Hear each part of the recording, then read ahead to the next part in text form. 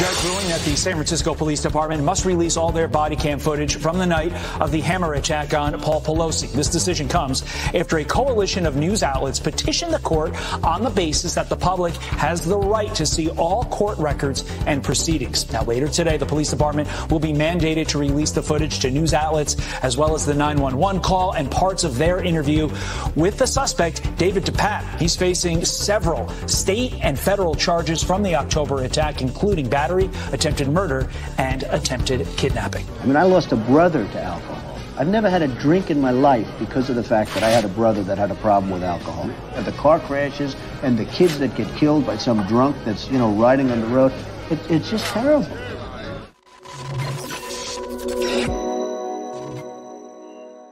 Today is Thursday, January 26, 2023. Judge orders release of body cam footage from Paul Pelosi hammer attack. Biden's document scandal troubles continue to build, and Trump is coming back to Facebook and Instagram. Congresswoman Lauren Boebert joins the show soon to talk about all of it. My name is Benny Johnson, and this is The Benny Show. Ladies and gentlemen, we do this show for you. We do this show without corporate interference. We do this show solely so that we can bring you the news of the day that matters so very much, and this is a story that we have been covering so closely because it is so unbelievably confusing. It absolutely obliterates the principles of Occam's razor, right? So you should be able to learn more about a subject as more information is exposed. So the more information you get on the variables inside of an equation, the mathematical tables, the multiplication tables should start to shrink, right? And you should be able to see and understand more about what happened in any crime, in any type of major event internationally. You should be able to look at the evidence and say, hey, wow, this makes sense. Here's what's going on here, and this is really logical, okay? The more sunlight, the better. The more sunlight, the best disinfectant. And so, ladies and gentlemen, we begin today with a story that may not be the top of the news cycle, but certainly is something that we care about because we've been covering it since the day that we heard the news break of Paul Pelosi with an intruder in his house, and both of these men being caught in an attack where Paul Pelosi is harmed, injured horribly by a hammer, right? He has to be hospitalized, life-threatening injuries. And so what happened there? This, of course, shot around the world as news. This, of course, shot around the world as the big MAGA attack of the moment. This man was a depraved MAGA Trump Republican. Donald Trump is at fault. They're attacking Paul Pelosi, that's Nancy Pelosi's husband, in his house. This was intended to be Nancy Pelosi, and this is why you shouldn't vote for Republicans. Joe Biden came out and said it. There was multiple news cycles. The world stopped on its axis, and everyone said, wow, how evil. Everyone inside of the corporate press said, how evil. MAGA Republicans, don't vote for Republicans. Remember that in the midterms, children. And they moved on. And then they stopped talking about it. And you haven't heard anything about it since. What's that I hear? What's that in the corner? What's that in the corner of the, is it crickets? Is it total crickets? This is what the corporate media did. It's crickets. Nothing. You haven't heard a thing. And, more importantly, you have gotten zero release of evidence. Evidence that we have a right to see. For instance, the body cam footage. Well, ladies and gentlemen, we bring to you a wonderful update on this extremely peculiar story. And the reason why we say it's peculiar is because as evidence drops, it should become more clear what happened.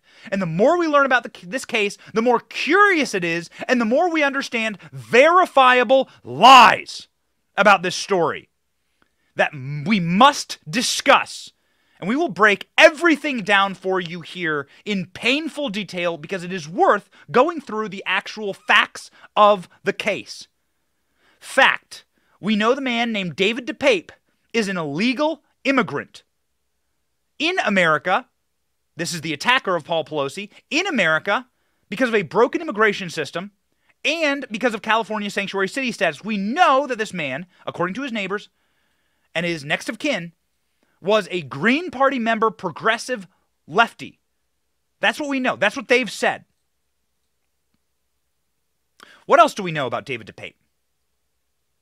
We know that he broke into Paul Pelosi's house, according to the police reports, and attack Paul Pelosi. What else? Well, ladies and gentlemen, that's where the details begin to really become super confusing.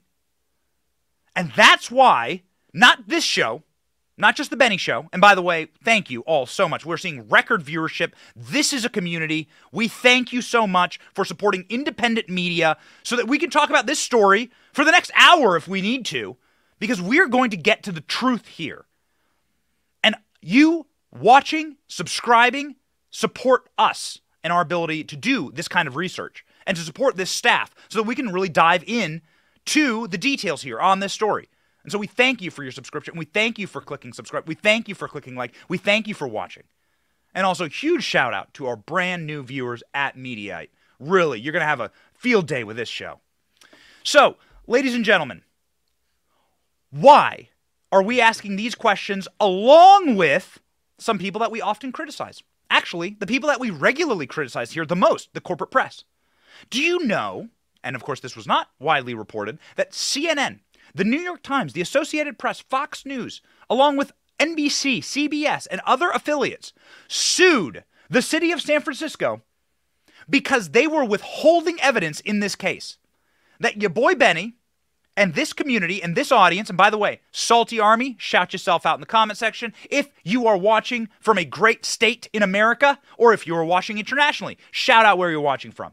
I want everyone to know how big this community is, how strong it is, and how internationally dominant we are, because we spit fire and speak truth on this show. We're going to do it today about the Paul Pelosi attack. Ladies and gentlemen, often we are not joined by CNN and the New York Times, but we were in our desire to find out more, to find out the actual facts about this case. They sued the city of San Francisco and won on a very key piece of evidence, the body cam footage. Release the body cam footage.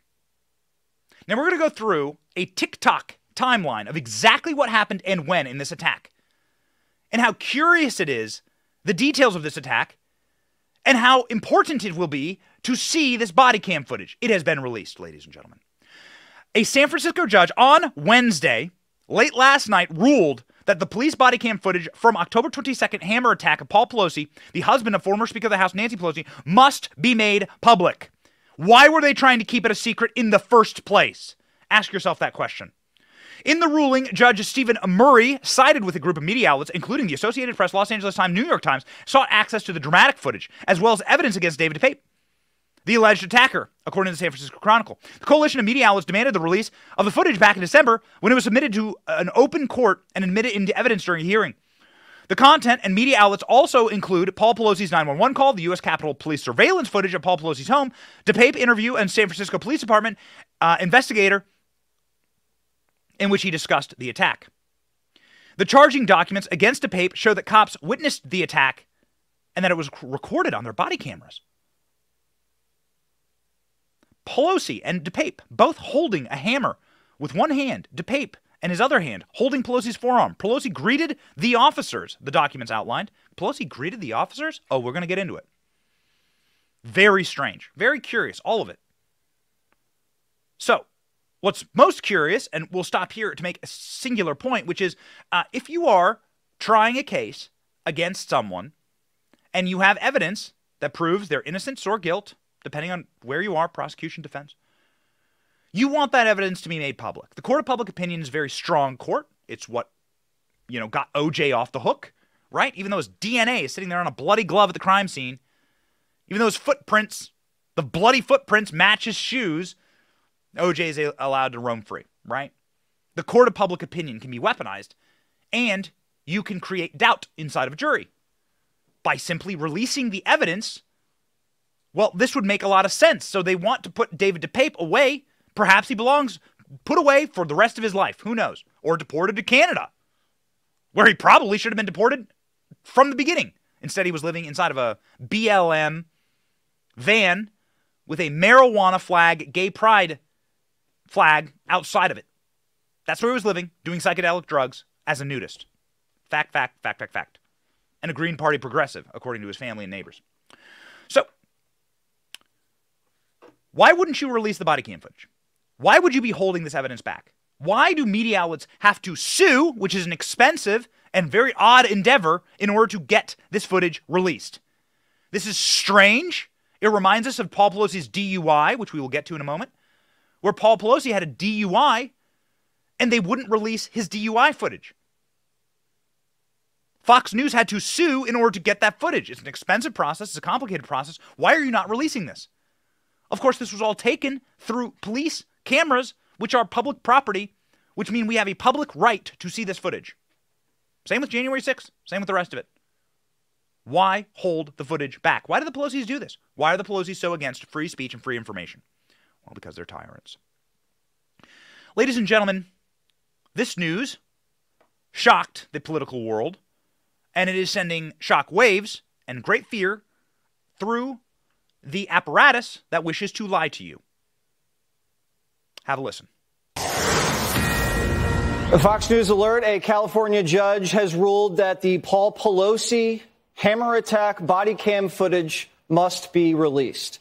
The judge has sided with Fox News and is saying that San Francisco officials must turn over not only the body cam footage from the San Francisco Police Department, which shows the attack, but also DePape's recorded interview with the police investigators where he discusses the encounter with Pelosi, also the Pelosi 911 call, also Capitol Hill Police video surveillance footage of DePape casing the Pelosi house. And we are waiting San Francisco officials to turn that footage over to us, and we'll bring it to you tonight as soon as we have it. Ladies and gentlemen, this is confusing because you normally don't hide evidence, especially if you have if you're defending an innocent party, or if that evidence could help you in the court of public opinion.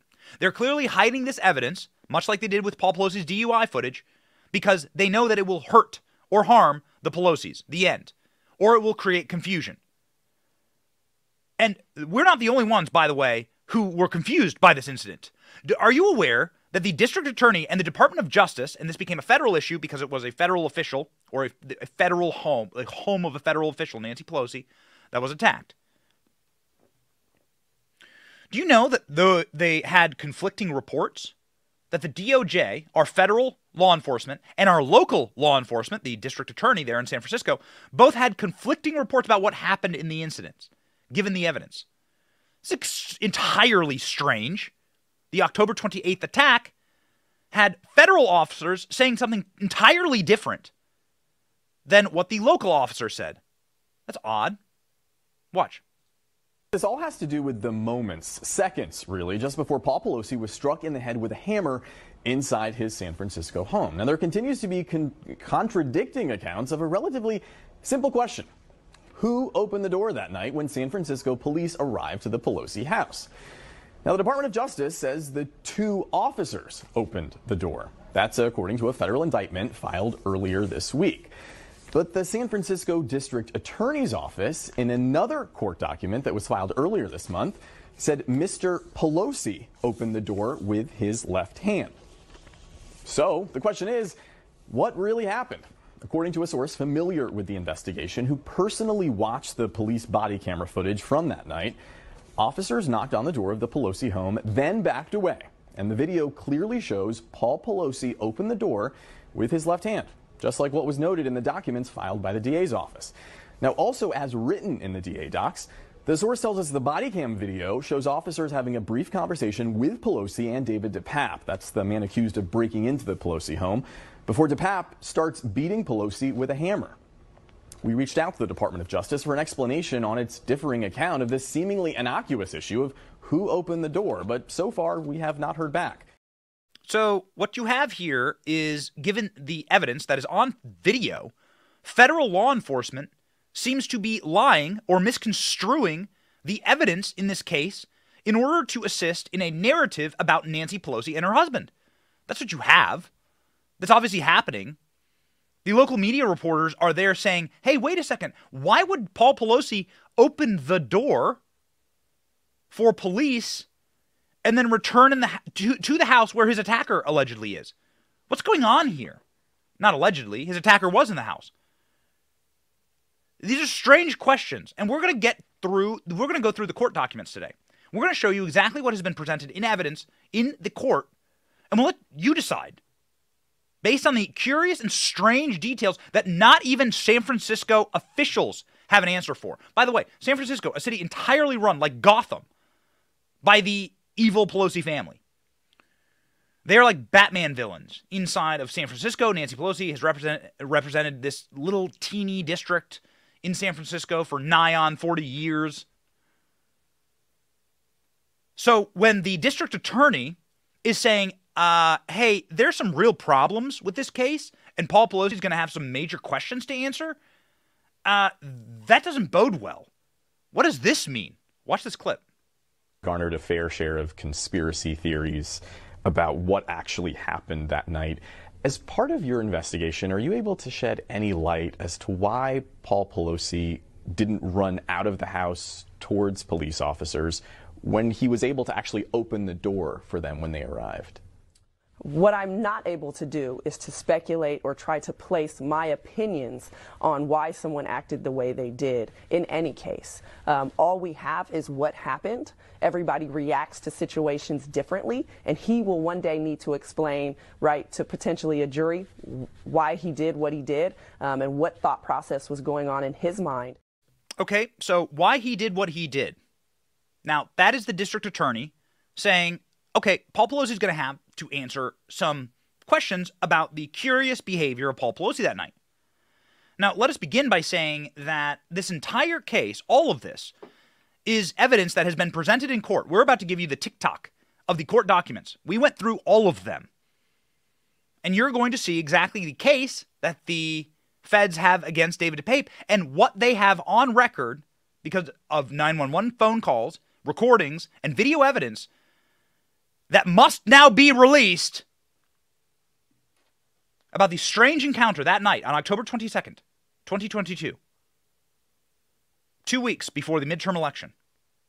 The encounter that was allegedly done by a Trump-supporting, MAGA hat-wearing, Let's Go Brandon acolyte of the 45th president of the United States. That's when the story begins to break down, okay? So let's talk through the verifiable lies in this case and the political engineering in order to whip this thing together into some type of political win for Democrats before a midterm election. I mean, it's this sick stuff.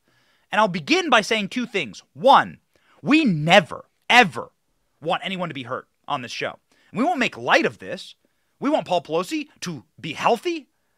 We want everyone to be healthy and not to ever suffer any violence of any kind.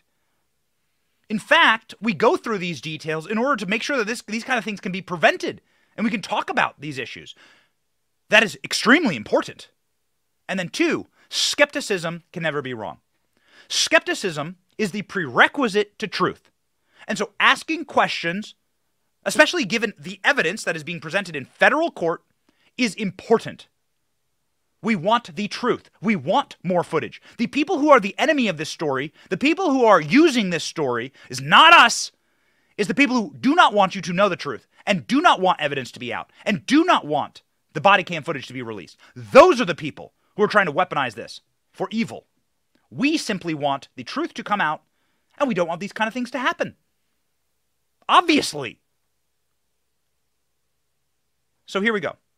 Let's talk to David DePape, the attacker here. Let's talk to his son. What did he have to say to the media? Well, shouldn't we go to his family member and just see a little bit about what this guy was about? What does David DePape's son have to say? David DePape's son, to the Daily Mail. For all we know, he was some sort of sex slave. Son of Paul Pelosi's alleged attacker says his father is not evil, believes in human rights, and was not a right-wing conservative. Okay, this is his kid talking. So we're going to allow the man's son to speak in his own words. And we'll let you decide. The man accused of breaking into Nancy Pelosi's house, battering her elderly husband with a hammer, has suffered a life of abuse, according to his son. There's no person on the planet that's gone through more suffering. If you look into his eyes, you can see he's a sad person, says the man's son. He isn't a danger to society. I don't even know, even if he attacked Mr. Pelosi, for all we know, he was some sort of sex slave. This is what David DePape's son points out. Last name Gonzalez. The man's name is Nebzov Gonzalez. Okay, that's my best attempt at the man's name. I believe that's his photo right there on screen. He often told us he was raised in an abusive home. Well, hurt people hurt people. That's a fact. And a lot of the horrible things that happen in society is because of horrible parents who do allow their children to either be abused by a system here in society, by others, or by themselves. It's a wretched practice, but yes, hurt people hurt people. I'm surprised about the whole thing. There's still a lot of questions, his son says. I have no clue what happened or how it happened. There are many questions and answers right now. Do we even know what really happened? Gonzalez says that when they were younger, he would take him to the park and the beach, and that his father was an environmentalist. He debunked the idea that the attack was politically motivated. I'm reading to you directly from the Daily Mail here, okay?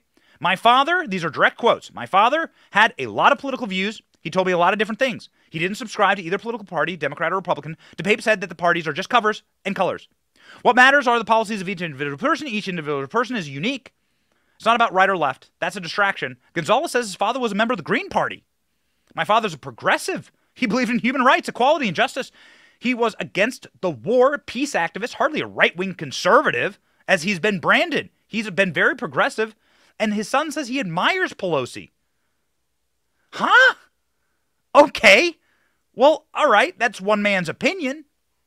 That's some direct family member. Maybe, let's view this through a critical lens here. Maybe his son is trying to protect his dad and trying to, spread a lie or something because his family, he wants to protect his family, and this has brought shame upon his family. Okay, so let's set that opinion aside for a second.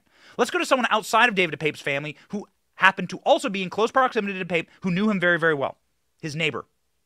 What did his neighbor have to say the morning after this attack was made public? Go. So they are just, nudist drug abusers, and that's who gravitates toward them. And the children who live there, they seem to be underage or under 18. I'm not sure how old they are. Okay. And Trisha, again, what do you say their politics are? I'm not sure. I would imagine that they're more left-leaning because of their support for the gay community and for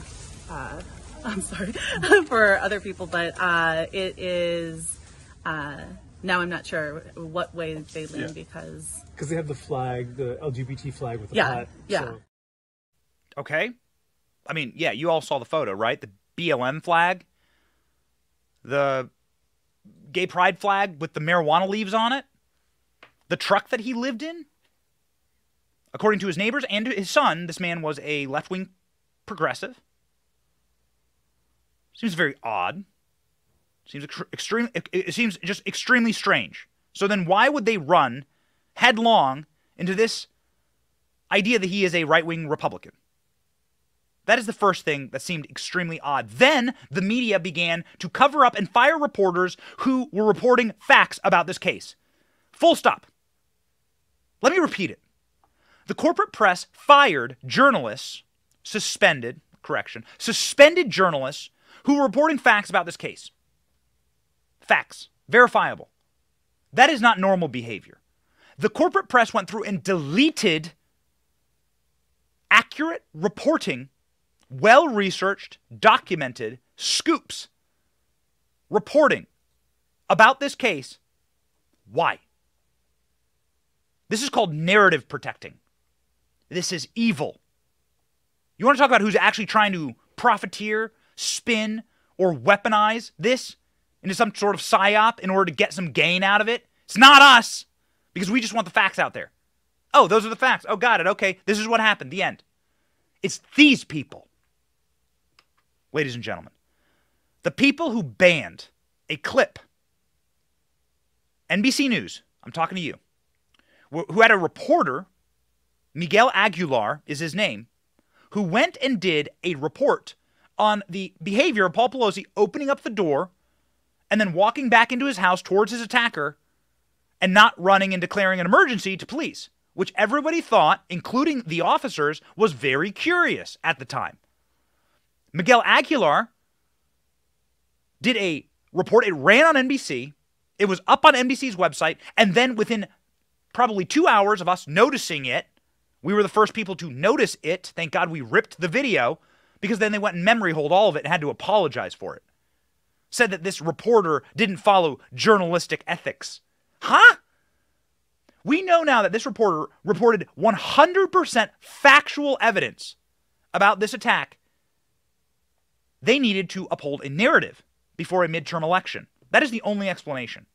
Watch the original report from this reporter that got deep sixed because it didn't follow in line with the narrative, is far too close to the midterm elections to have this kind of information out there. Watch. Good morning. When officers arrived here at the Pelosi home exactly a week ago today, they initially didn't have any idea exactly what was going on. They knew they had a high priority call on their hand. What was unclear, what was happening inside the property just behind me. This morning, Paul Pelosi is home, back at the house that became a crime scene a week ago today. NBC News learning new details about the moments police arrived. Sources familiar with what unfolded in the Pelosi residence now revealing when officers responded to the high-priority call, they were seemingly unaware they'd been called to the home of the Speaker of the House. After a knock and announce, the front door was opened by Mr. Pelosi. The 82-year-old did not immediately declare an emergency or try to leave his home, but instead began walking several feet back into the foyer toward the assailant and away from police. It's unclear if the 82-year-old was already injured or what his mental state was, say sources. According to court documents, when the officer asked what was going on, defendant smiled and said everything's good. But instantaneously, a struggle ensued as police clearly saw David DePape strike Paul Pelosi in the head with a hammer. After tackling the suspect, officers rushed to Mr. Pelosi, who was lying in a pool of blood. There it is. The Today Show has deleted the clip and scrubbed it from their website because it did not meet reporting standards. Now, ladies and gentlemen, at that time, we had not had a trial for David DePape. David DePape, the illegal immigrant, nudist, Green Party, progressive, according to his sons and neighbors, who was presumably at the house for what reason? We need to know. So let's check the court documents. Let's go ahead and check the TikTok of what happened there. Let's find out if that reporting deserved to be deleted or not, or if it was 100% accurate. Let's begin with the 911 call, okay? David DePape breaks into the Pelosi's house. This has been presented in court. This is the evidence that is presented in court. In court today, body cam footage and interviews, along with Pelosi's 911 call, were played for a jury. Pelosi woke up to find David DePape standing over him with a hammer.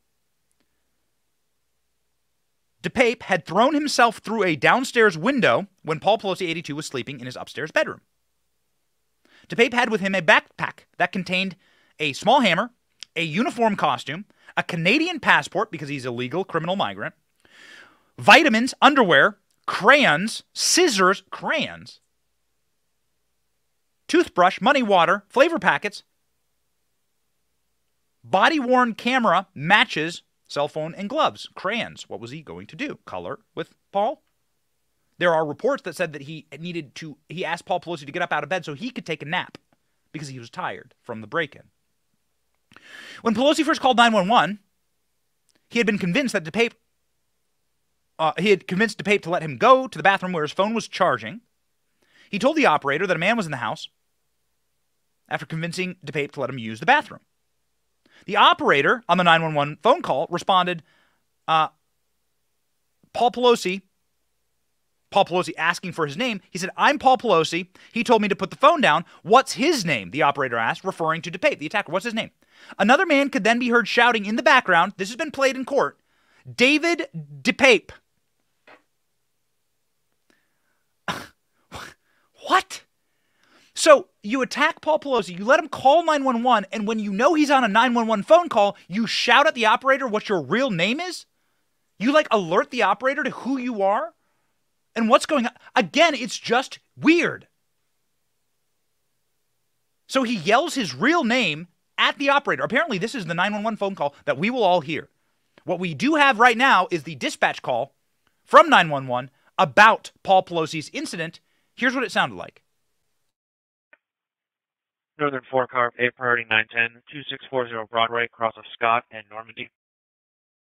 Hey, 14-hour copy. RP stated that there's a male in the home and that he's going to wait for his wife. RP stated that he doesn't know who the male is, but he advised that his name is David and that he is a friend. RP sounded somewhat confused. 12 over back and copy. Okay. So then what happens?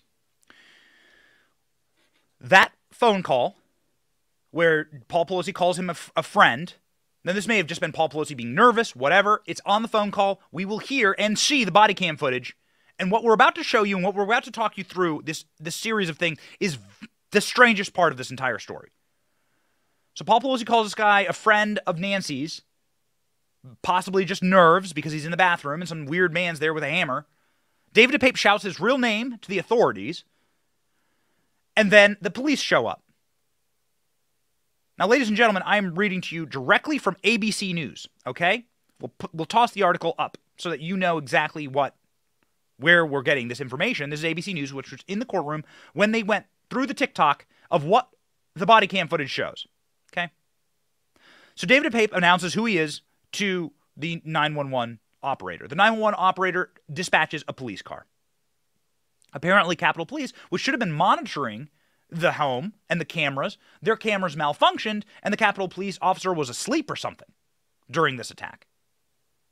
Totally weird. Kevin McCarthy should really get on top of that, and we'll ask Lauren Boebert, who will be joining the show soon, about it. But what's going on here with the Capitol Police? These, again, are questions. Okay, so here's what happened. In an effort to remain calm, Pelosi phoned 911 from the bathroom. He did not communicate clearly that someone had broken into the house. DePape says, I didn't come here to surrender. If you stop me, it's like stopping me from going after evil, and you will take the punishment. So David DePape allegedly threatens then Paul Pelosi. Then there's a knock at the door. Police end up going to the house and knocking at the door. Who answers the door? This is evidence presented in court. Paul Pelosi answers the door. Paul Pelosi answers the door and returns to the dimly lit foyer. Paul Pelosi answers the door with his left hand, keeping his right hand on the bottom handle of a hammer that DePape had brought with him. DePape had one hand on top of the hammer, and he was holding Paul Pelosi's arm with the other. The way the charging document describes it, the situation had been calm until this moment. Pelosi was soothing the intruder. Paul Pelosi did not declare an emergency. Paul Pelosi did not rush to police custody. Paul Pelosi returned into the dimly lit foyer with the officers. The officers, sensing that there was a weapon involved, a hammer, said, drop the hammer. This apparently spooked DePape. We'll find out in the footage. And then DePape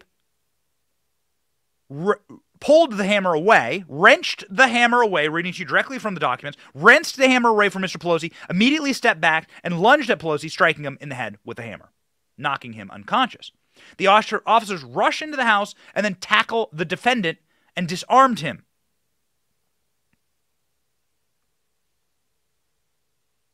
So, ladies and gentlemen, that's what happened. So, the Today Show deleted and then punished a reporter for factual evidence caught on camera, reported out in the corporate media. Why? Miguel Aguilar, a corporate media reporter for NBC News, deserves an explanation and apology, probably has a lawsuit on his hand, because NBC News is taking actions to prevent information from reaching you before the midterm election. That is the only explanation here. because this is all on camera. This has now been presented in court. Ask yourself, who is trying to use this situation for their own advantage? It certainly isn't our show, which just wants the facts. Why would Nancy Pelosi call in an exorcist to her home? Nancy Pelosi, according to Fox News, calls in a priest to perform exorcism after her husband's hammer attack. Huh? Wait. Okay. So you're going to start parlaying with the demonic forces in this place now. Let's listen to the news about this exorcism. Exorcisms are more common than you'd think. Even former speakers of the House have them. Nancy Pelosi. A month after Paulie P. got hammered in the head, Nancy apparently thought there were dark spirits left in the house. Her daughter, Alexandra, told the Times that Nancy had priests coming, trying to have an exorcism of the house and having prayer services. So Nancy Pelosi is now exorcising her home. Alexandria Pelosi, the daughter of Nancy Pelosi, told the New York Times that her mother called priests to perform an exorcism of the house over Thanksgiving when David Page allegedly attacked Paul Pelosi with a hammer. Nancy Pelosi, her daughter, said she felt guilty that her husband was injured by a man who was looking for her. I think that it weighed really heavily on her soul. I think it felt really guilty. I think that really broke her. Over Thanksgiving, she had priests come trying to have an exorcism of the house and having prayer services. Alexandria Pelosi, Nancy Pelosi's daughter, tells the New York Times. He's a strong person, athletic. He's been tough. It'll be months before he's back to normal. Okay, this has not been a normal one. There is no normal here. And by the way, if that priest is there, maybe he should start saying prayers for all of the innocent millions of children who have been executed due to Nancy Pelosi's policies, sacrificed due to Nancy Pelosi's policies, ladies and gentlemen. Because that is what happens when you are an advocate for abortion against your church, against the teachings of your faith, against the teachings of Christ himself, who said, "Let the little children come unto me. Do not harm a hair on their heads, otherwise it will be like you should get a giant boulder tied around your neck and chucked into the ocean." Those are the words of Christ. Nancy Pelosi, an alleged Catholic, so Catholic she calls in priests to do exorcisms, although her own bishop has denied her communion. The Archbishop of San Francisco denies Nancy Pelosi communion. I believe I'm recalling that story correctly. ALX, you can make sure that I'm right on that.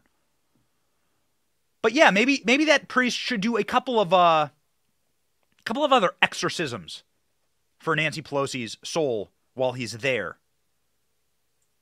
This has not been normal for the Pelosi family. What's going on with these people? Pride cometh before destruction. Paul Pelosi has been on a bender as of late.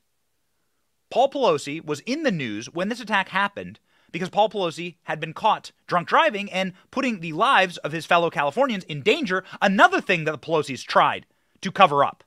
You may recall. Paul Pelosi, so drunk he's falling over on other body cam footage from police officers who caught him in Napa Valley driving to their mansion, stone cold drunk. He was actually arrested for this. Watch. If you feel like you're not impaired, we could just skip to doing a breath test. Yeah, you can grab onto my shoulder. Yeah, so feet together, arms on your sides. You're going to look up at the sky, and then you're going to close your eyes, and then I'm going to say begin. And then I don't want you to injure yourself. Would you be willing to do the breathalyzer test? And I wouldn't want you to fall over and hurt yourself.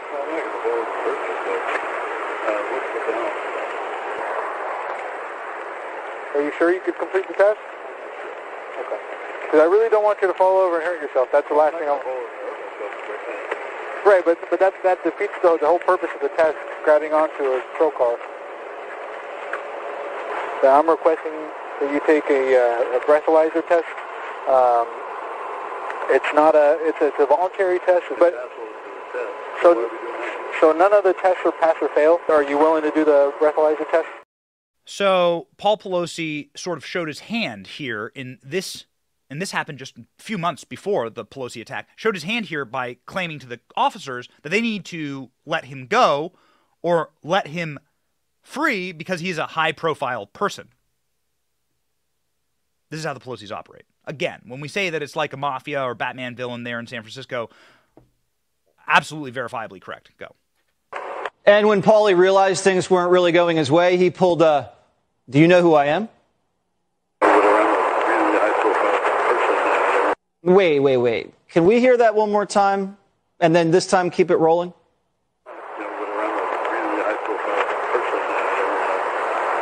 Right. No, I understand who you are, and I'm not here to try to do anything to draw any negative attention to you. If you've been honest with me, there's really nothing that you should be worried about in terms of the alcohol you consume. If you've been honest with me about your consumption being only two glasses of alcohol.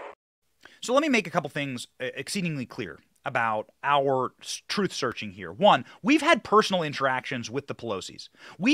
Our team has been on the receiving end of Nancy Pelosi's demand for censorship, for her absolute arch control of media narratives. Two things here. One, we've spoken with members of the Democrat caucus who are friends of us. Remember, I lived in Washington, D.C. for 15 years, very small city. We've spoken with active members of the Democrat caucuses who are scared to death of Nancy Pelosi and her control over the media. There is no doubt in my mind that it is Nancy Pelosi and her operation that got that NBC story that was inconveniently reporting the facts about her husband spiked. You see there in a clip Paul Pelosi trying to say to the officers, yo, hey, listen, I'm a high-profile person. You can't do this to me. This is how the Pelosi's operate. We have been on the receiving end of this. A couple of years ago, Donald Trump was giving a speech, a State of the Union speech, and Nancy Pelosi got up behind him and ripped up his State of the Union speech. Now, in that speech, which was Donald Trump, one of Donald Trump's absolute best, okay, it was overshadowed by Nancy Pelosi ripping up the speech, which is deeply malevolent and the banality of evil and like absolute childishness. But nonetheless, our team made a version where Nancy Pelosi ripped up the speech while Donald Trump was listing some of the accomplishments of his administration and some of the Americans that were in attendance. The video, which is verifiably what Nancy Pelosi ripped up, right? So Nancy Pelosi is ripping up the text of Donald Trump's speech. We were putting in stark relief the reality that Nancy Pelosi is ripping up these beautiful American stories. We'll play you a very small section of the video. It went like this. Charles is one of the last surviving Tuskegee Airmen, the first black fighter pilots, and he also happens to be Ian's great-grandfather.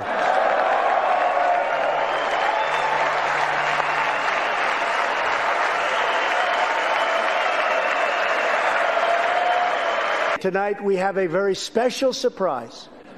I am thrilled to inform you that your husband is back from deployment.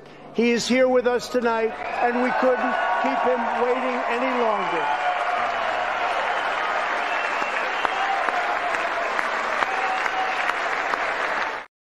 So we would love to play you that full clip. We'll probably resurface it on social media so that you can see the entire 5-minute thing of Donald Trump's wonderful speech there in Congress talking about American stories, American heroes, Tuskegee Airmen, returned military men to their families, and so on and so on. And Donald Trump goes through and lists all these wonderful, wonderful accomplishments of his administration, and Nancy Pelosi rips them all to shreds. Factual, because inside of that speech are all of these American stories. Now, Nancy Pelosi, when we did that video, and we put it on social media, and Donald Trump shared that video, along with Donald Trump Jr. and a number of other high-profile Republicans, Donald Trump shared that video. Nancy Pelosi dispatched her demon minions to harass news sites, to write hit pieces about us, to write hit pieces about Facebook and Twitter. We'll put them up on screen. Have a look. Business Insider.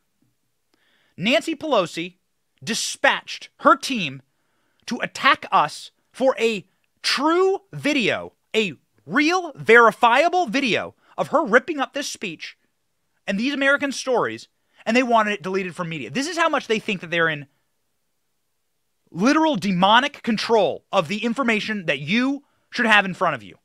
I mean, it is sick. We got Miguel Aguilar, okay? Let's just, for turn of phrase. She did the same thing to us as she did to that NBC News reporter. That NBC News reporter reported a factual thing. Pelosi didn't like it. And so she went after the news companies to get that guy fired. That reporter suspended. We have no idea what his fate will be for daring to cross Nancy Pelosi. And then they went after Facebook and Twitter to take down this video because they didn't like it. Democrats are outraged after Facebook and Twitter have refused to remove a video the president tweeted last week, the State of the Union address, that was misleadingly edited to make it appear as though House Nancy Pelosi tore up a copy of Trump's speech while he was introducing the last living Tuskegee Airmen.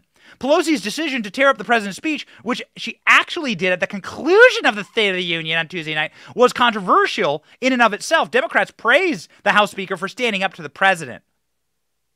Do you see how they lie? Do you see how they manipulate? How they twist? And how these goblins at their disposal, writing these kind of articles, are using the manipulation of words in the English language itself to try and hide from you the evidence and the truth that you deserve to know, ladies and gentlemen. This is the tactic. It is absolutely and completely sickening. It rots the soul, and it brings into stark relief our skepticism and our demand for true and factual information inside of the Paul Pelosi attack story. We've been victims of the Pelosi's ourselves. They tried to get our video, Deep Six, they tried to get our accounts banned from the internet for posting a true video of what Nancy Pelosi did on camera. Speaking of things that happen on camera, while we were filming in front of Nancy Pelosi's house in San Francisco, we were robbed. Just want to drop one final little thing in the bucket here. We did a story on Nancy's mansions. We've since published this video. We held off, actually, because we didn't want to publish something about Nancy Pelosi's properties during this attack scenario. This happened. We went to San Francisco and filmed a week before the Paul Pelosi attack in the middle of October 2022. While in front of Nancy Pelosi's home, which is, by the way, it's publicly available information, okay? She has to report all this stuff, all of her mansions. She has multiple. Publicly available information. In front of her house, we were robbed. In case you're wondering, like, exactly how safe San Francisco is underneath Nancy Pelosi's stewardship, we got robbed directly in front of Nancy Pelosi's house. A crime was committed against us. It could have been potentially tens of thousands of dollars of equipment stolen. Thankfully, nothing extremely expensive was stolen. This is what it looked like. Hey, so listen, my backpack got stolen yesterday across the street from Nancy Pelosi's house. We were here filming, and while we were out, I had my backpack in the car. Someone reached in and pulled it out. I can't believe in this city, in Nancy's district, across from her house, our stuff is getting stolen. Not much was in there. My hoodie, my favorite backpack, things like that. But it's embarrassing. You know, we came here to capture the crime and the homelessness, and outside of Pelosi's house, it happened. Not only did we capture it, but we experienced it. Can't believe it. Pride cometh before destruction. That was, of course, our excellent director of photography here at The Benny Show, Rolls-Royce, as we call him, Royce Chamberlain. An absolute hero of the Republic. Royce carried on without his backpack and his duct tape and his bubble gum, and we were able to create a wonderful documentary, 30-minute documentary about Nancy's mansions, and we encourage you to go watch it on YouTube. Ladies and gentlemen, another hero of the Republic, somebody who's fought directly Nancy Pelosi, nay, I say, the person who has fought Pelosi the most directly in Congress, not Kevin McCarthy, not Jim Jordan, not Matt Gaetz, ladies and gentlemen, Lauren Boebert, and the person who is probably the bravest member of Congress who is always standing the gap to defend you and possibly has some answers about Nancy Pelosi. She joins the program right now, Lauren Boebert.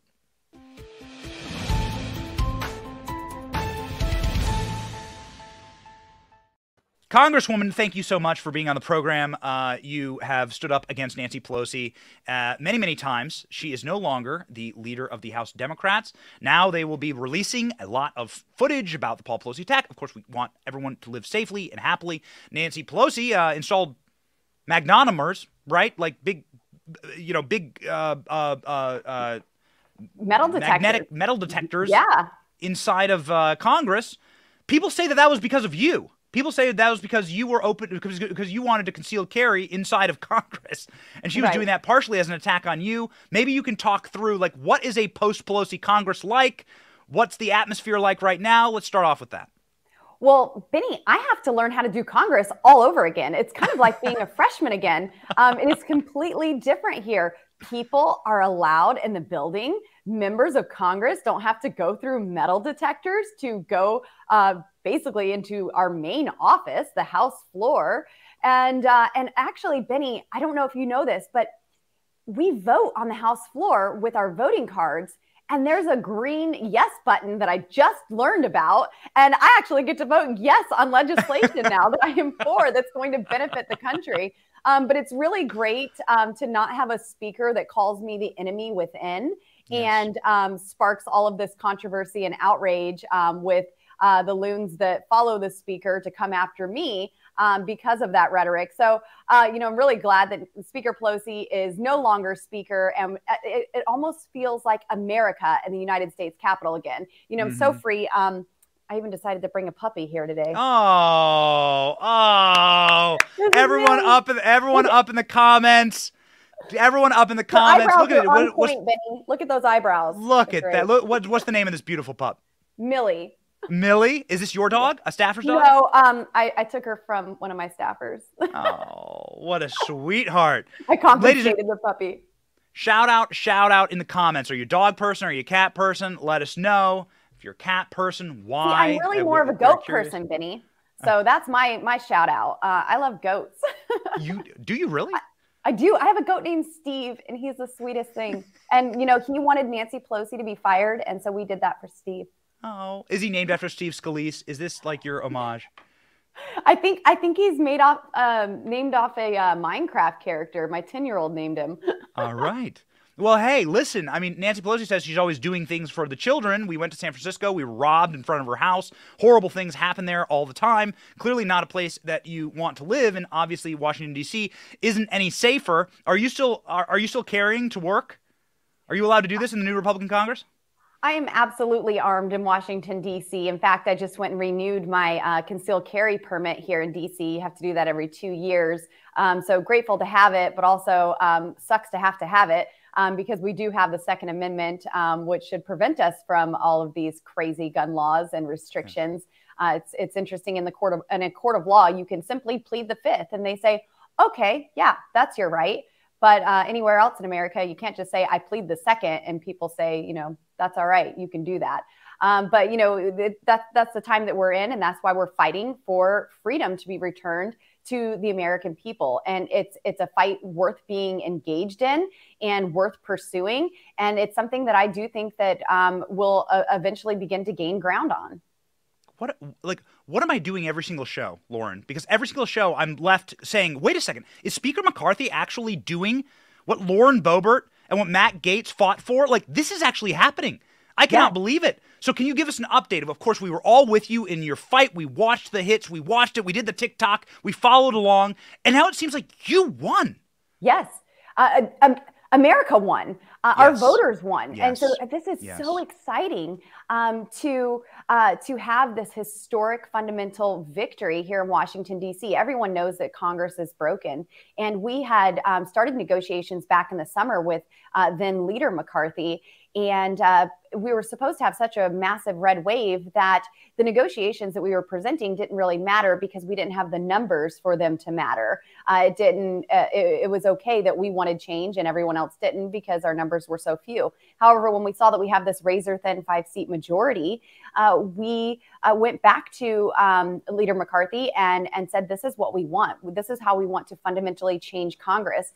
Those negotiations became more frequent and aggressive. And even on January 2nd, Matt Gaetz, myself, and Chairman of the House Freedom Caucus, Scott Perry, were able to walk into Kevin McCarthy's office and say, we have 218 votes for you. You could be Speaker on the first ballot with gavel in hand if you accept these concessions. They weren't accepted that day. In fact, we were even threatened that if anyone voted against Kevin McCarthy, that none of the rules that were already accepted would be put into place. So we needed assurances.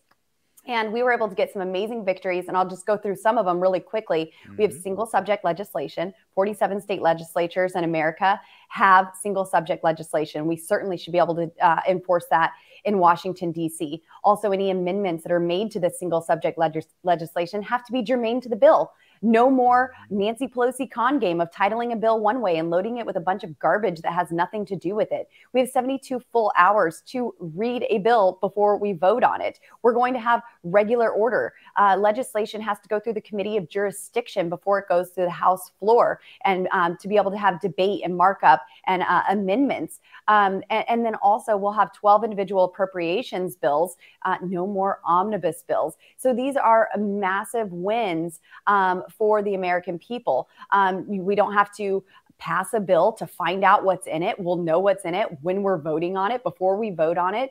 And then we have some amazing committees that were set up. There's a China task force. There's the weaponization of the federal government, special select committee that will be funded at or above the January 6th committee levels. So it'll be fully staffed and have the resources it needs for those members to issue subpoenas and go after the people who need to be held accountable. Now, there's many other concessions that were made. The Holman rule, that'll be really powerful in putting bureaucrats in check with their salaries individually. And so hopefully we won't have to use it too much, because bureaucrats will start saying, hey, I don't want my paycheck affected by this.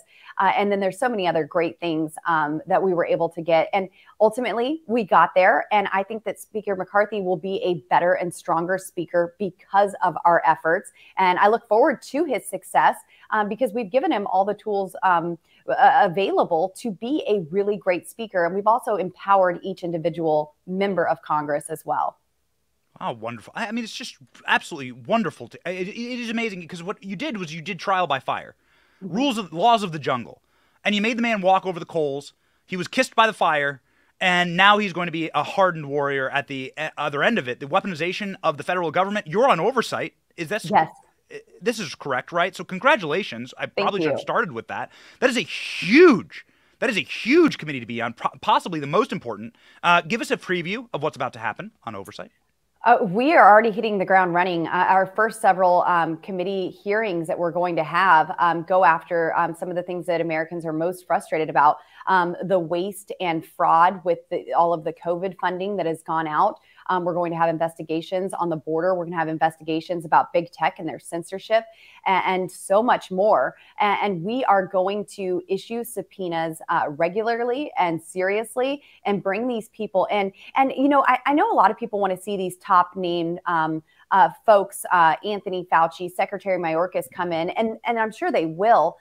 But really, it's the underlings that we want to have come in before the committee. That's who I want to subpoena and bring in, because these aren't people who are professionals at testifying in Congress. They don't want their names in the paper. They don't want to appear before Congress.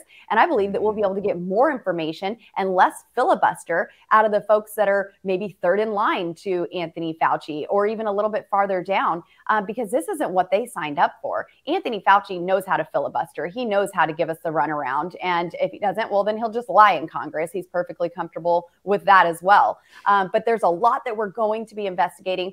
And I don't want the oversight, judiciary, the weaponization of the federal government committee, any of those to be just show pony political theater committees. I want actual investigation. I want what we learn to be referred to the judiciary branch, the judicial branch, and have people actually held accountable for the corruption that they've been engaged in.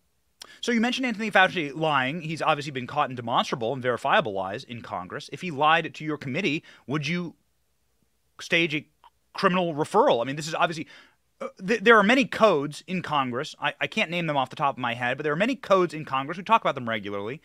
You're not allowed to lie to Congress. Right. Congresswoman, you're not allowed to have somebody come in and verifiably lie to you. And so would you be issuing criminal referral? I mean, will the Bannon rule apply here? Will you be issuing criminal referrals to these Biden regime members that come in and lie openly to your committee? Benny, we absolutely will. Look, there has been no real oversight for quite some time. Certainly for the past 2 years, where Democrats have had a super majority, there has been no actual oversight in the House or the Senate. And in this Congress, there still won't be oversight, proper oversight in the Senate. So we have a lot of work to do here in the House where we do hold those gavels. And absolutely, you lie before Congress, you will be held to account. You will be referred criminally for what you have done. And if you ignore a subpoena, well, the Democrats have already set the precedence. If you ignore a congressional subpoena, well, you will be held in contempt of Congress, indicted, and sent to jail. We're not messing around. They have set the precedents, and we are not going to let up and take it easy on them. I'm tired of the Republican Party thinking they have to do everything Democrat light to get by. No, the American people want answers. Unaffiliated voters don't like corruption. They don't like all of these nefarious things that are going on. They're unaffiliated for a reason. They say, let me alone, let me live a quiet and peaceable life, and just you stay out of my life, I'll stay out of yours.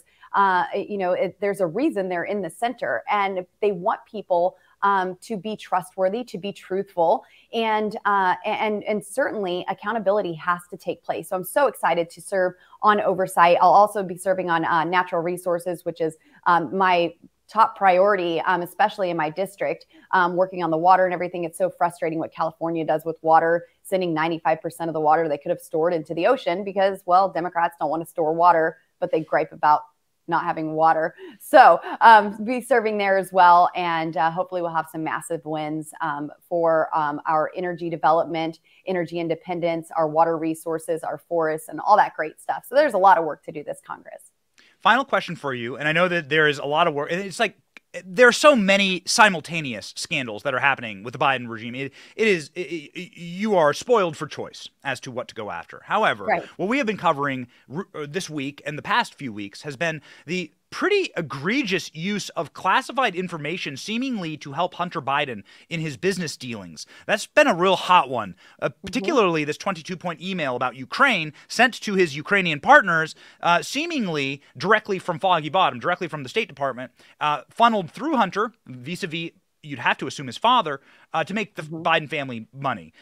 One, will you be issuing subpoenas on this document scandal, on the classified document scandal? Two, will Hunter Biden be testifying?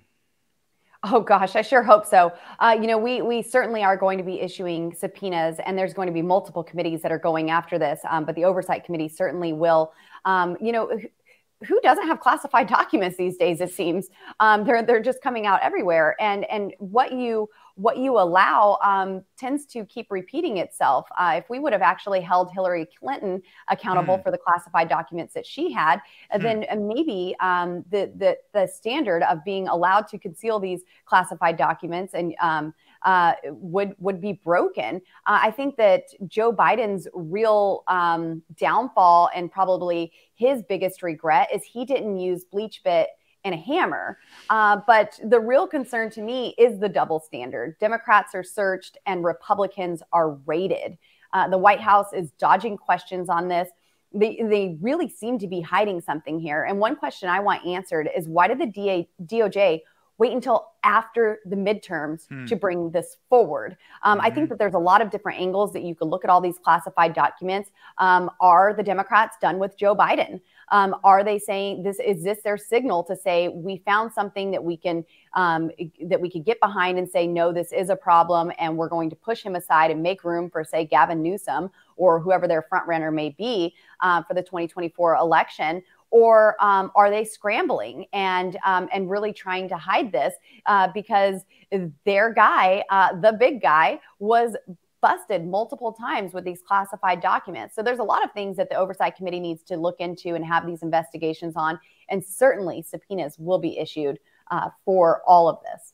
Good. It's so wonderful to hear it. Ladies and gentlemen, you ask for members of Congress to represent you. Members of Congress that have iron in their spine and gunpowder in their gut and who are willing to actually fight. And Lauren Boebert is that member of Congress distilled into a fine Colorado whiskey. So thank you so much, Lauren, for being on the program. Please, Congresswoman, come back soon. Thanks so much, Benny. Godspeed.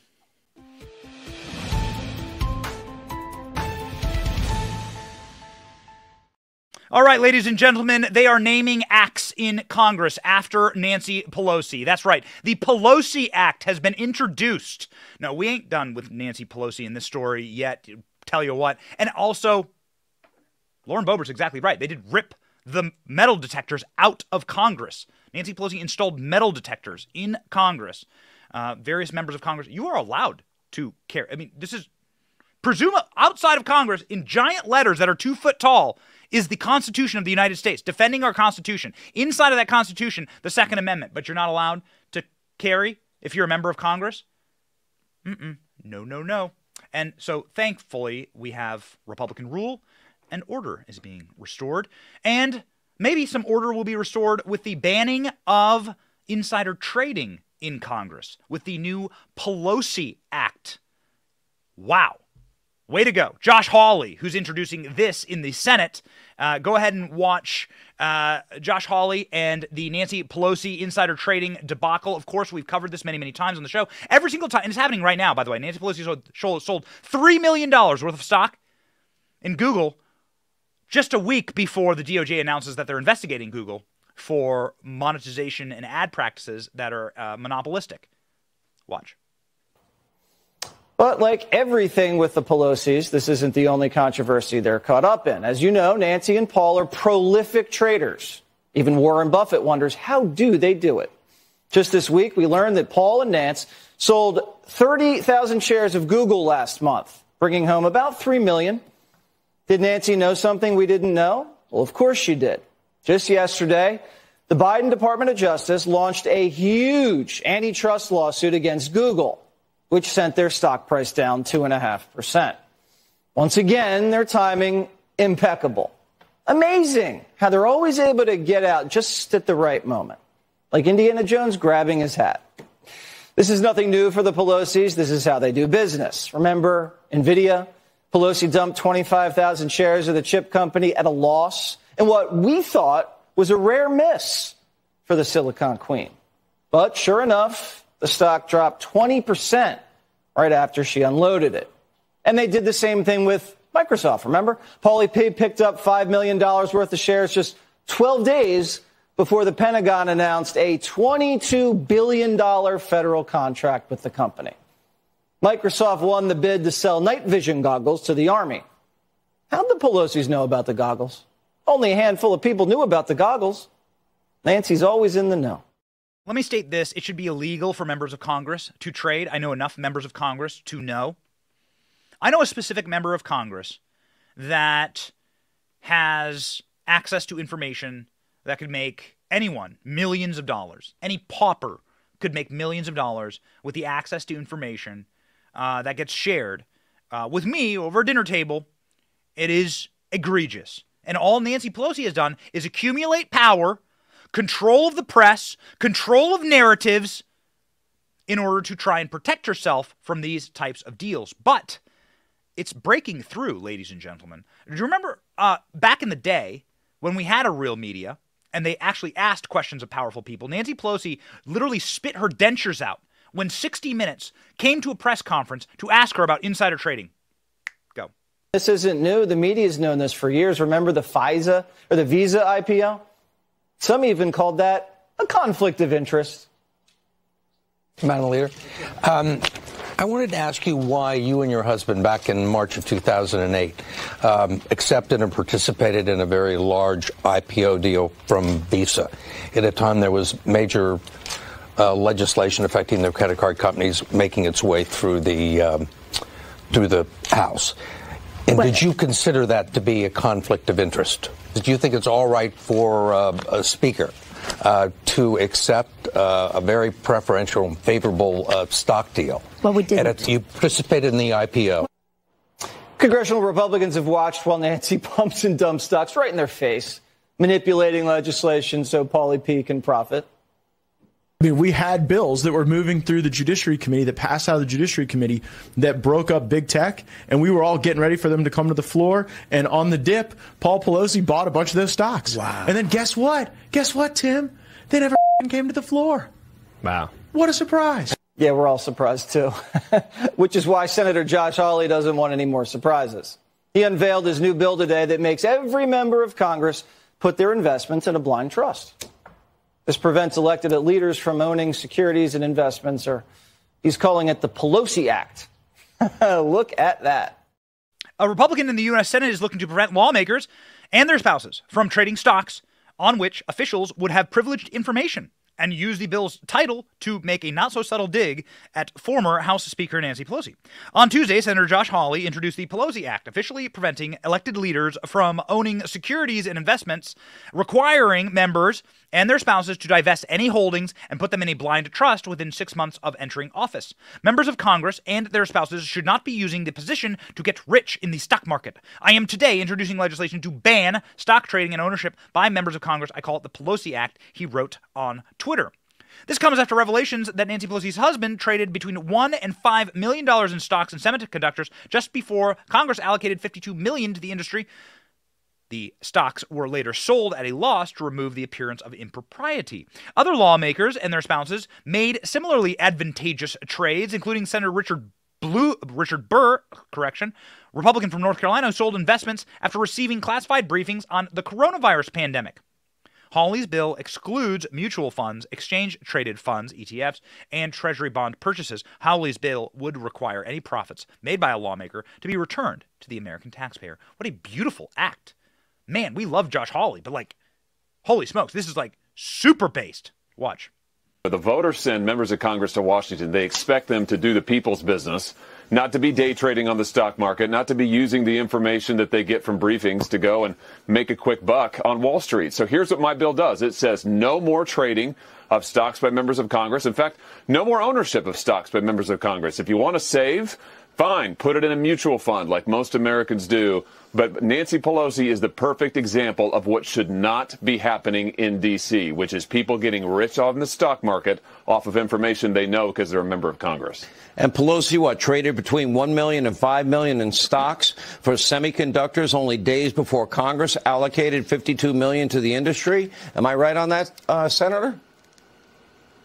That's the report, Sean, and there's lots of reports like that with her family, and other members of Congress. I mean, this is a problem that has been going on for years, and she is just a perfect example of how rich people can get by using their information. Listen, insider trading is already illegal, and we're talking here about members of Congress, the briefings that they get, the information that we have from hearings. It's information that most Americans don't have because, of course, that's why they send us to Congress, is to do their business, not to turn that around and to get rich off of it. That's why I call it the Pelosi Act. We need to act right now. So check this bill out. There it is. The Pelosi Act, ladies and gentlemen, from Josh Hawley, named right there, the Pelosi Act. Good for him. Let's make a couple things clear here. Insider trading is illegal. Insider trading is partially what they're getting Sam Bankman-Fried and Bernie Madoff and Enron and all these people. The worst financial crimes in history is insider trading. Martha freaking Stewart is in prison. Not now, but went to prison for trying to secure a $45,000 profit. Nancy Pelosi is worth well over $100 million through exactly this practice, insider trading. Remember, Martha Stewart, the lady who did the cooking shows and flower arrangement shows, that lady went to jail for making a percentage point and trying to insider trade. So now Nancy Pelosi, how is this legal in Congress? The way it works in Congress is you sit on a committee, you hear classified information, you hear monetary information about where large industries are going to move. Lobbyists come into your office and sit in closed-door meetings and tell you what their industries are about to do. And then there's no laws governing you from going and investing in Raytheon, Northrop Grumman, and Boeing when you are aware that Ukraine is about to be invaded and we're about to spend billions of dollars in aid weapons to them. There's nothing to stop you. Go ahead and check. This great account called Unusual Whales, which does a stock ticker to show how members of Congress outperform the hedge fund traders, the pros on Wall Street, how members of Congress clown the professionals, the Wolf of Wall Street guys, Gordon Geckos, greed is good. Members of Congress just completely destroy them with their insider trading knowledge. It should be illegal. The people who did it should be in jail. Just like Martha Stewart. Just like Martha Stewart. Maybe they can get a show with Snoop Dogg afterwards. We did want to toss something up we mentioned earlier in the show. Nancy Pelosi is banned from communion by her own archbishop in San Francisco. We did hunt this information down. So maybe not the archbishop bars Pelosi from communion over her support of abortion rights. Again, ladies and gentlemen, we make sure that we present only the facts to you. So we're not sure if this archbishop is the one who went and did the exorcism inside of Pelosi's house. Babylon Bee had a headline that after the exorcism, Nancy Pelosi became a Republican wearing a MAGA hat. And that that exorcism took a very, very, very long time. Ladies and gentlemen, we can think of a number of other places that probably deserve a proper exorcism. Not sure that any amount of holy water could fix the Hunter Biden laptop, but at least we know the truth now, and members of Congress are starting to get wise. You just heard Lauren Boebert say that they will be issuing subpoenas on this soon. Very good. Incredibly suspicious Hunter Biden email may be based on classified info. A GOP senator says that GOP senator is the super-based Ron Johnson, talking about the 22-point email. Very suspicious from 2014, and it looks like it's classified information that was handed to Hunter Biden vis-a-vis his father. Ron Johnson said that the April 12th, 2014 message to one of the first son's business partners resembles documents that the State Department members gives the Senate when they travel overseas. It reads like one of those scene setters. Highly detailed information in terms of Ukraine, Johnson told Fox News Tuesday. The email from Hunter to Devin Archer includes a granular 22-point memo that the Biden Scion described as thoughts after doing some research. Those thoughts include prescient predictions that Petro Poroshenko would be elected Ukraine's president the following month, and that some of the decentralization will occur in the East. It also includes correct predictions about what Russia was about to do in the region and American responses to it. Go ahead and listen to Ron Johnson on Fox saying that maybe this is what this classified document scandal is actually about. What's very interesting is the news reports now are highlighting an email that Hunter wrote to Devin Archer on April 13th, 2014. It reads, from my standpoint, I've traveled overseas, and you get what they call scene setters from the State Department. It reads like one of those scene setters. Highly detailed information in terms of Ukraine. This is when Devin Archer and Hunter Biden were trying to get on the board of Burisma and get their $3-4 million worth of payday, trying to prove their worth. But April 13th, 3 days later, Vice President Biden meets with Devin Archer in the White House. Ladies and gentlemen, we have the email. Of course, we will always show you the evidence. This is all we ever want in the Paul Pelosi attack. We want the evidence. Give us all the evidence so we can say, oh, that's what happened. Got it. Here's the evidence of Hunter Biden and the classified information. This 22-point email from the crackhead. He was a crackhead at the time. He had just been kicked out of the Navy. Hunter Biden, smoking crack, writing this extremely diplomatic worded email with all these correct predictions using the diplomatic abbreviation for Russia, RU. Seems curious. So what's going to happen to Hunter Biden? Start issuing subpoenas, baby. Start issuing subpoenas. Kamala Harris breaks silence on Biden's document scandal, raises questions and suspicions. Oh, baby. Who stands to benefit if Biden gets taken down by this document scandal? As we have posited weekly here, that this is a flex by the administrative state and the deep state against Joe Biden, somebody that they don't want running because he can't go up a flight of stairs, he can't ride a bicycle, he's had multiple aneurysms, strokes, cancer, bouts with cancer, and so on and so forth. Well, the administrative state that is benefited by having singular Democrat one-party rule. And so when Kamala Harris is asked about this, which is what happened yesterday, Kamala Harris eerily quiet about President Joe Biden's classified document scandal, causing at least some Republicans to believe that Harris could be angling to push Biden out of the way for shot at the Oval Office. Kamala Harris delivered several public statements since the scandal was leaked to the press on January 9th. She has neither supported Biden nor condemned any of the wrongdoing. Her public comments during the time frame have largely remained on script, ranging from global warming to Venn diagrams to electric school buses. The communication strategy appears noticeably different from her attacks on former President Donald Trump and his mishandling of classified materials. In August, Harris slammed Trump as irresponsible. It's just highly irresponsible for anyone who calls themselves a leader to certainly anyone who has the United States of America to engage in rhetoric for the sake of a political objective, Kamala Harris said. And I paraphrase there. Kamala Harris asked about classified documents. Watch. Madam Vice President, we have a moment to talk about classified documents. Did you ever take classified documents home as a senator? Oh, the cackling. Oh, we should have played a cringe alert ahead of that. Ladies and gentlemen, Kamala Harris never missing a chance to cackle in the face of the dumpster fire that is the Biden regime, especially as Joe Biden twists in the wind and is wrought for all of his political failings by the same institution that, of course, installed him as president, ladies and gentlemen, because Joe Biden didn't run for president. Joe Biden hid in a basement with his classified documents and his Corvette, sleeping, presumably, in the Corvette, covering himself for warmth with the classified documents. Ladies and gentlemen, Joe Biden installed as president by places like CNN, that has now turned on him, by people like the Obama regime members and apparatchiks that now staff him, and Obama himself, strangely, curiously quiet on this, as we heard yesterday from Mike Davis. All of this would go away if Obama just said, no, I gave Joe Biden the permission to have the classified documents, because I have the plenary and summary power of declassification as president. I, therefore, will make sure that Joe Biden doesn't have any problems here. Barack Obama silent. Kamala Harris silent. And or cackling. Kamala Harris is loving this. National Archives skips deadlines to disclose Biden classified document scandal. That's a little strange. The National Archives have missed the House Oversight Committee's deadline to comply with the requested documents related to Joe Biden's classified document scandal, according to the committee spokesperson. On January 10th, the committee demanded the National Archives hand over the records detailing the interactions between Biden's attorney and the Department of Justice on January 24th. The National Archives have not produced the requested documents to the committee at this time. Well, it sounds like vis-a-vis the Bannon rule, all these people need to go to jail.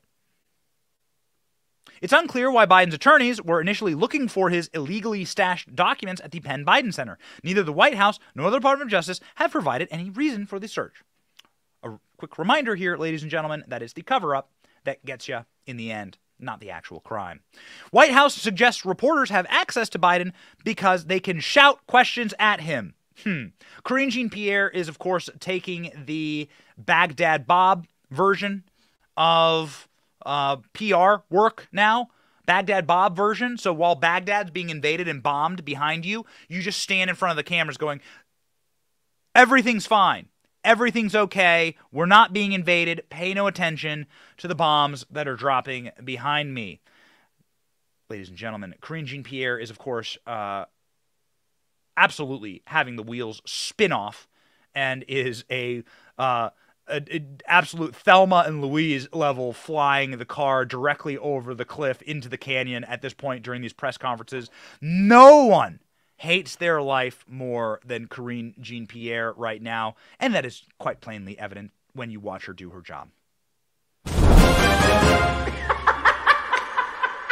The president had said he was going to talk to us about this soon. He did make brief comments last week, but does he have any plans to answer the questions that we've been posing to him, to perhaps hold a press conference so that we can ask him a range of questions? Totally understand the question. I don't have anything to preview right at this time on any opportunities for the president to address this. But as you all know, and I know questions were shouted earlier, there's many opportunities that you all have with him where he takes all of your questions, and he has over the past 2 weeks. Answered questions. No, I understand. We've been shouting. No, he's answered. Actually, when he was in California, he took a question. When he was in Mexico City, he was asked it. He took a question. The day after that, but the day after that, he took a question. So I'm just saying that it's not that he hasn't addressed this at all. He has. I just don't have anything to preview on a potential press conference or anything like that, and an opportunity that you all will have to hear from him directly. But again, he has been asked a question a couple of times, and he's answered it, and you all have heard from him on that. Do you remember when Alpha Donald Trump would crisp up his jacket and walk over to a wall of press, 8 people deep and 8 people high, and go, "Time to talk to the fake news"? And he'd wander over there and listen to all of their questions and would stand there for 30-odd minutes,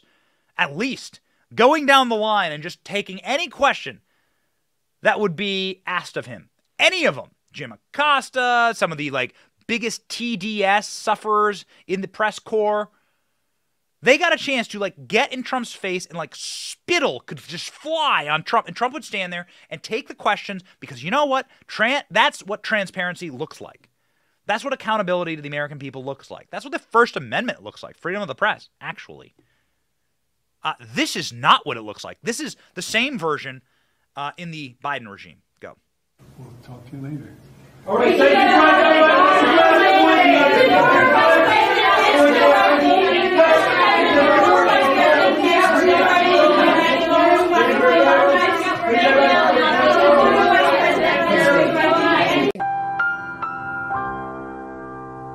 Come on, man. I've been telling Rolls-Royce, we got to use more. Come on, man. The more you, Joe. The more you, Joe. Oh, man. Okay, so, ladies and gentlemen, Karine Jean-Pierre cannot guarantee that there won't be more classified documents found. As we have prepped you, they are readying for more raids on more Biden houses. We will bring you that news when it hits. Joe Biden will be spending the weekend at Camp David. That is the wartime footing for any president, the diplomatic, very dangerous meeting point for the president, essentially like a military base for the president of the United States in Camp David in Maryland. Get ready, ladies and gentlemen. More classified docs to come. We'll see. Watch. Can you assure the American people that when President Biden and Vice President Kamala Harris leave office, no classified documents will walk away with them to places they shouldn't be? So I'm going to be very careful here. As you can imagine, what I can say is repeat what the president has said multiple times. He takes classified information. He takes classified documents very seriously. His team currently is fully cooperating with the legal procedure that is happening under the Department of Justice and also the special counsel. I'm just not going to go beyond that. I'm not going to predict or lay out anything that might happen in the future. What I can say is this is something that the president, this is a matter, an issue that the president takes very seriously. Ladies and gentlemen, how would Joe Biden get classified documents? Well, classified documents are not just kept in a garage. Classified documents are kept in something called a SCIF. That is a secure information facility. It's an abbreviation for a secure information facility that doesn't allow cell phones, that doesn't allow electronics, that cannot be hacked, that has no connection with the outside world, and that has people with guns guarding it at all times. And that's where you go and see classified documents. You have to actually walk in and request classified documents inside of this SCIF. They have them in the House. They have them in the Senate. They have them in various government buildings. They have them in the White House. They also have them in presidential libraries if you want to go see classified documents that have been released to presidential libraries. SCIFs are a normal thing. You are not allowed to go in and take photographs of documents or to grab the documents and walk out with them shoved down the front of your pants. Actually, a Clinton aide tried to do this exact thing. So it is very important to ask the question, how the hell did Joe Biden get these classified documents out of these SCIF, these secure facilities? This seems like as big of a scandal as anything. How did he get them out? What's going on? John Kirby, one of the biggest liars in D.C., the Department of Defense spokesperson, had this to say about that exact question. John, how hard is it to walk out of a SCIF with classified material? Everybody who goes into a SCIF knows what the requirements are to go in, and knows what the requirements are to go out. You can't bring personal devices in, and you certainly can't leave with material unless that material is appropriately secured. How the hell did Joe Biden get out with this material? There's so many questions. As always, this is Occam's razor, ladies and gentlemen. The conclusion that has the least amount of assumptions, it's got to be the right one. It's got to be the right one. So use that in the Paul Pelosi case. Use that in the document case. It won't send you astray. Occam's razor. It's the easiest way to look at life. The least amount of conclusions that you have to jump to, probably the right conclusion. Probably the easiest answer. The simplest answer is probably the best answer. The simplest answer is probably that Joe Biden was stealing this classified information in order to get his family rich, obviously. In order to get in order to get these plum jobs and positions for Hunter Biden. Because who the hell else would hire this crackhead human trafficker? Great question. We certainly wouldn't, ladies and gentlemen. We certainly enjoy the fact that we can talk about this and enjoy the fact that we can talk about this with you on a platform that allows free speech. And allowing free speech is a good thing, and that is why we are super happy that Donald Trump is coming back to Facebook and Instagram. More free speech, more speech, not less. That is what must happen. This broke last night. We went live on it, but we thought we'd end the show with a little button-up of good news here. Donald Trump will be coming back to Facebook and Instagram and Twitter. He's already back on Twitter. All sum total, he has 150 million followers across Twitter, Facebook, and Instagram. That is a ton of people. That is half the nation, right? Without illegal immigrant numbers, 330 million Americans. So half the country follows Donald Trump. You have to assume that there's like international followings there. But here we go, ladies and gentlemen. Why is Donald Trump doing it? Well, one, Donald Trump's doing it because these were the wrong decisions to be made in the first place. Donald Trump did not foment any type of... You can go back and look at the actual post. Donald Trump says, don't riot, be peaceful, don't attack police. Donald Trump, none of this stuff. This was all manufactured. And that's demonstrably true. You can go back, you can listen to the speech, and you can read what he posted on social media.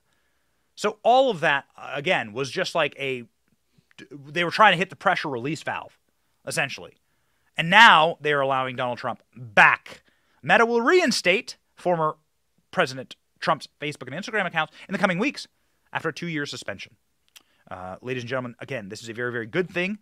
We know exactly why this is happening and why Donald Trump will be back on these platforms. Believe that. But let's play the news. Fox News alert, breaking just a few moments ago. Facebook is allowing Donald Trump back on their platform. That means Instagram will also be seeing Donald Trump back. Facebook executive Nick Clegg just explained this to Brett Baer. We believe the American people should hear from, including on our apps and services, from those who want to lead them. And he's a former president of this country, vying to be a candidate for the next presidential elections.